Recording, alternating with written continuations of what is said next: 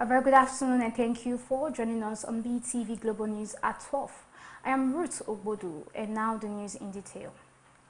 Israel's cabinet on Sunday approved a series of new measures aimed at tightening Israeli control over the occupied West Bank and making it easier for Israeli settlers to buy and register land, a dramatic step that the Palestinians and many international actors are condemned as a de facto annexation of the territory. The reports. Under the approved plan, the government will begin the process of land registration in the West Bank for the first time since 1967 and simplify land purchase procedures, potentially enabling more Israeli settlers to acquire territory historically claimed by Palestinians. Supporters in the Israeli government, including Prime Minister Benjamin Netanyahu and far-right Finance Minister Bezalel Smotrich, say the measures are designed to reinforce Israel's presence in the territory and improve legal clarity around land ownership. Defense Minister Israel Katz described the move as a rights or security measure that strengthened Israeli control. However, the decision has sparked immediate and strong criticism from Palestinian authorities and many foreign governments. The Palestinian presidency condemned the step as constituting a de facto annexation of occupied Palestinian territory and a declaration of plans to solidify Israeli occupation through expanded unauthorized settlement activities. Israeli settlement watchback groups have also expressed concern, warning that the reforms could lead to dispossession of Palestinians from large swaths of the West Bank and undermine the possibility of a future Palestinian state. International reaction have included condemnation from Arab states, the European Union, and others who say the measure violates international law and jeopardizes peace efforts. Although the United States under President Donald Trump has opposed formal annexation of the West Bank, it has not taken action to stop the accelerated settlements expansion. The West Bank has been under Israeli occupation since the 1967 Middle East War, and its final status remains one of the core disputes in the long-running Israeli-Palestinian conflict. Palestinians view the territory as an essential part of any future independent state. Faithful Kolawole reporting for Beetv News.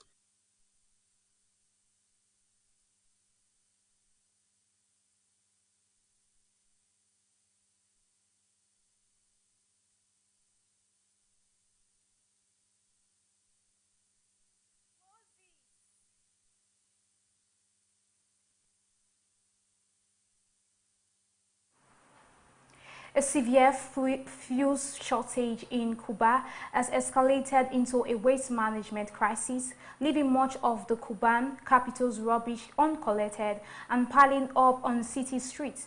The crisis has left only 44 of Havana's 106 garbage trucks able to operate because of a lack of fuel, according to state media reports. The reports. As a result, trash is accumulating on street corners across the seafront city, attracting swarms of flies and emitting the smell of rotten food. Locals are forced to walk or drive around towering heaps of waste in residential and commercial areas. Residents say some neighborhoods have gone more than 10 days without a rubbish collection, with cardboard boxes, plastic bottles, discarded bags and other household refuse left to rot. One local, Jose Ramon Cruz, told reporters the problem was all over the city. The fuel shortages are linked to tightened U.S. sanctions and efforts to block oil shipments, which have reduced fuel supplies normally imported from countries such as Venezuela and Mexico. With limited fuel available, Cuban authorities have reportedly prioritized energy for hospitals and food production, leaving sanitation services struggling to function. Officials and residents are warning that the unchecked garbage accumulation poses serious public health risk, with the potential for disease spread as waste attract pests.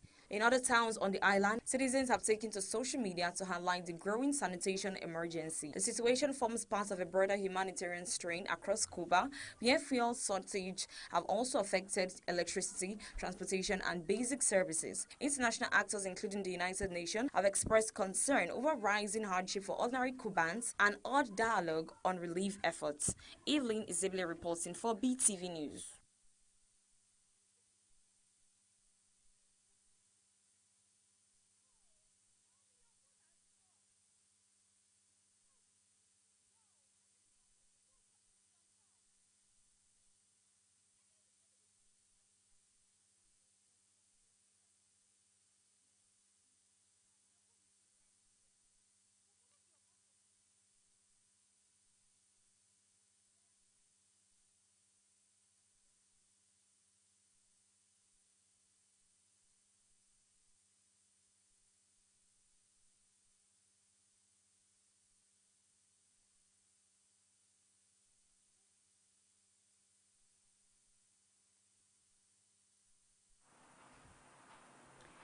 The United States Department of Energy and Defense on Sunday, February 15, 2026, successfully transported a small nuclear microreactor aboard a C-17 Global Master Theory cargo aircraft from Mach Air Reserve Base in California to EU Air Force Base in Utah, marking the first such airlift in history, the report.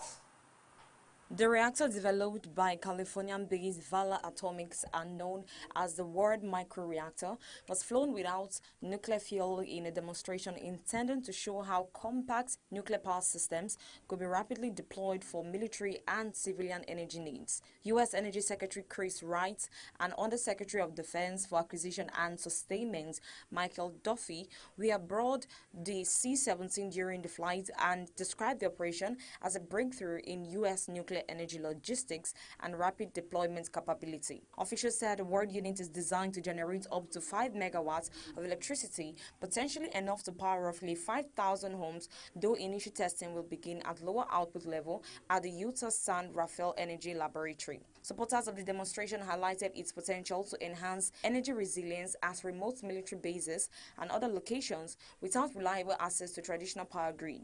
They said mobile microreactors could provide an alternative to diesel generators and reduce vulnerability to fuel supply disruptions during overseas operations. However, critics have raised concerns about the cost effectiveness and long-term waste management of microreactor technology compared with larger nuclear plants or renewable energy sources. The U.S. Energy Department is reportedly in discussions with several states about possible fuel reprocessing or permanent waste disposal solutions. The project aligns with broader U.S. policy initiatives to expand advanced nuclear technology for national security and energy needs, including executive actions aimed at accelerating domestic nuclear deployment. Evelyn Isibile reporting for Beetv News.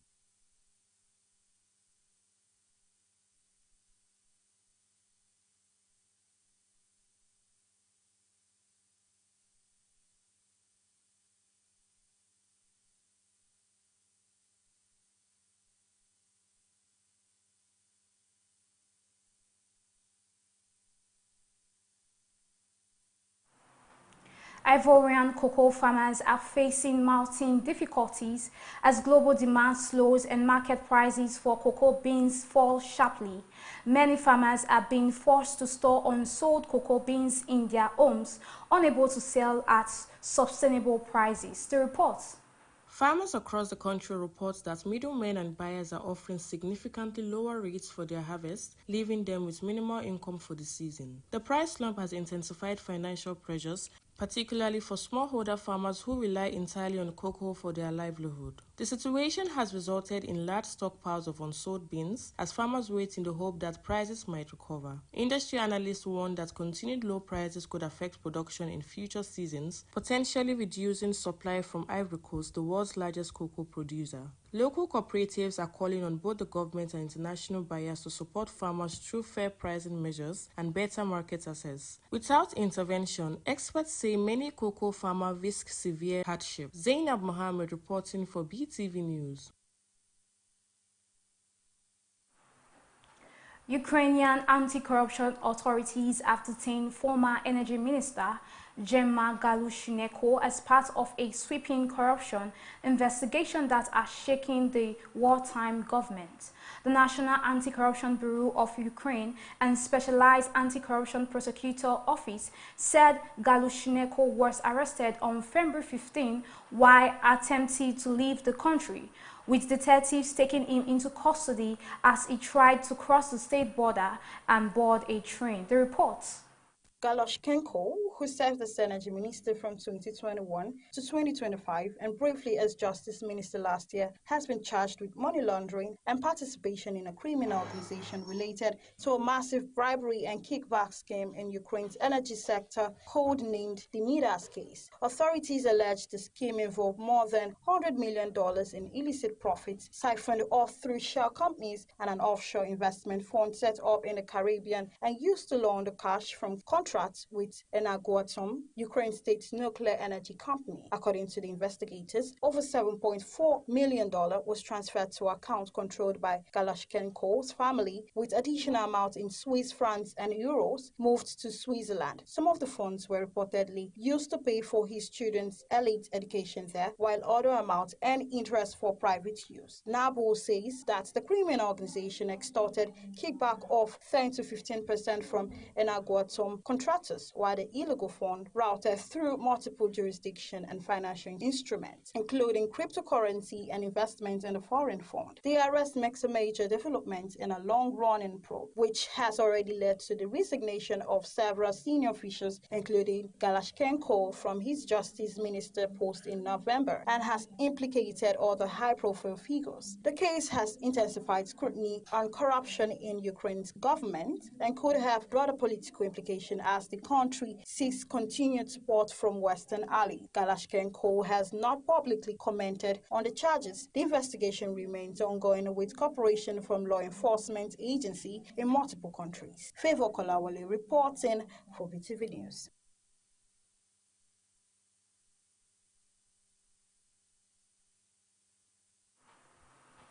U.S. Secretary of State Marco Rubio affirmed on February 16, 2026, that President Donald Trump is firmly committed to the political success of Hungarian Prime Minister Viktor Orban, declaring that his leadership is crucial for U.S. national interests and heralding what he described as a golden era in U.S.-Hungary relations. The report.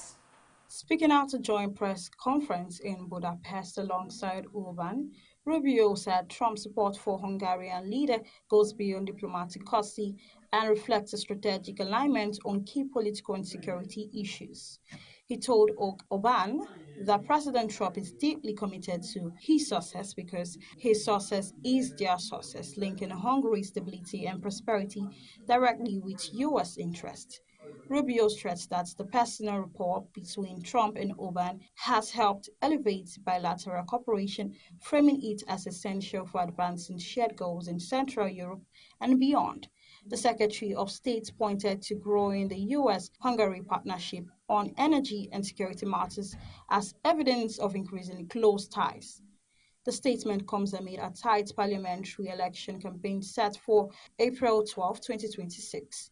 Where Orban's long-ruling Fidesz party faces stiff competition from opposition forces. Rubio's visit and endorsement were widely seen as part of a broader effort by Trump's administration to support conservative leaders in Europe, particularly those aligned ideologically with Trump's policy.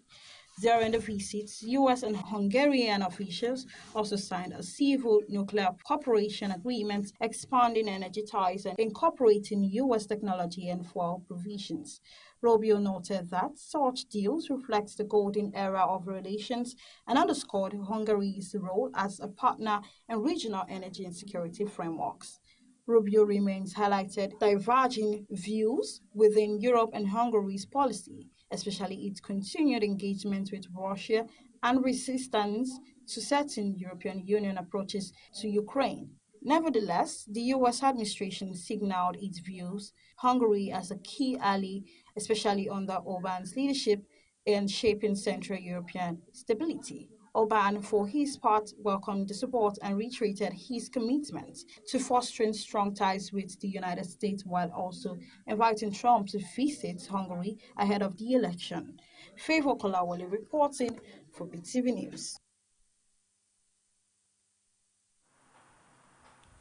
A splashy tribute to President Luiz Inácio Lula da Silva during the Rio de Janeiro Carnival has ignited political controversy and legal challenges, with opposition parties accusing the celebration of crossing the line into unlawful early election campaigning. The report.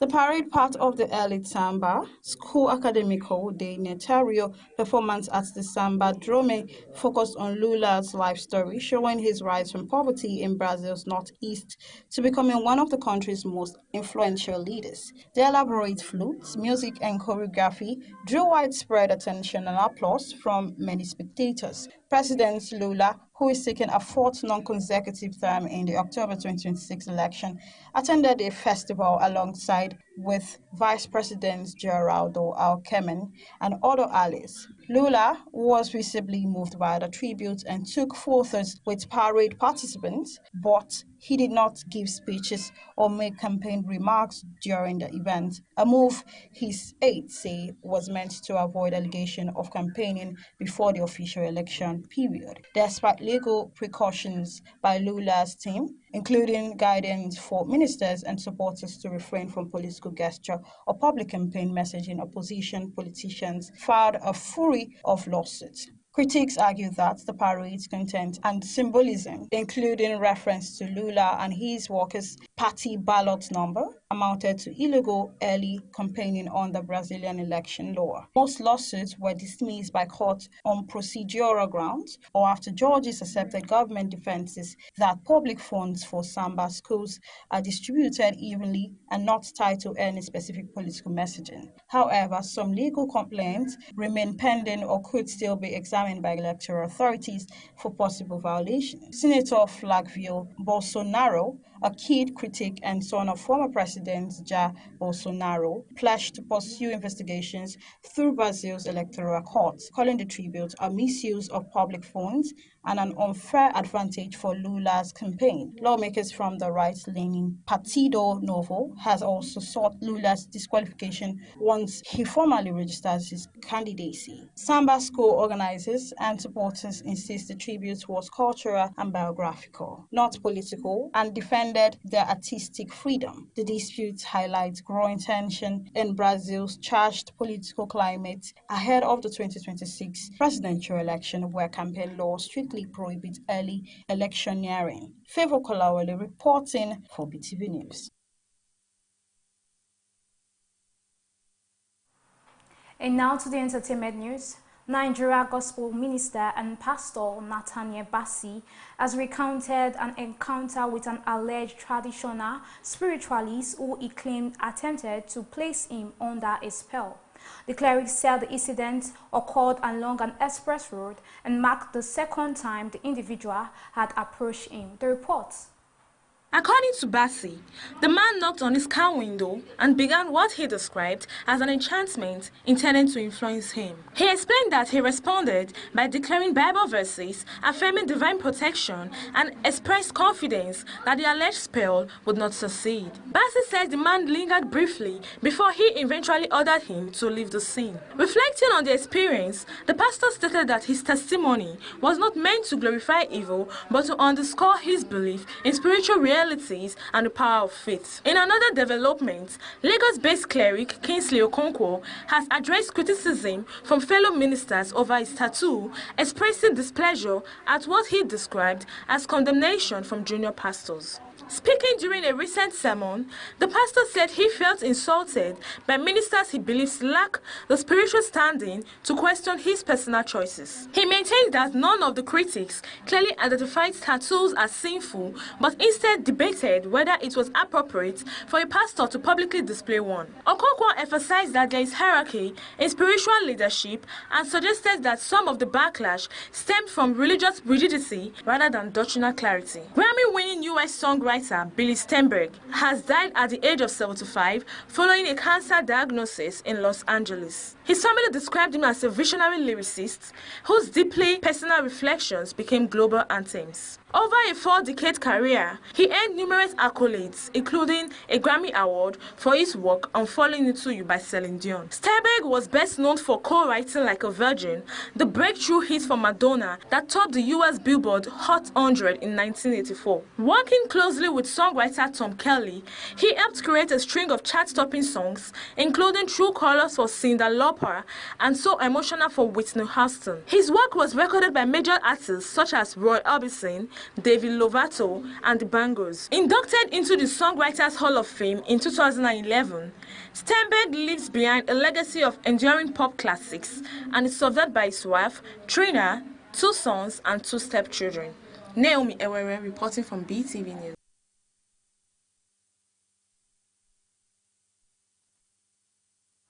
And that's the end of our Global News. Thank you for joining and stay tuned at 3 for our news updates. I am Ruth Obodu. Bye for now.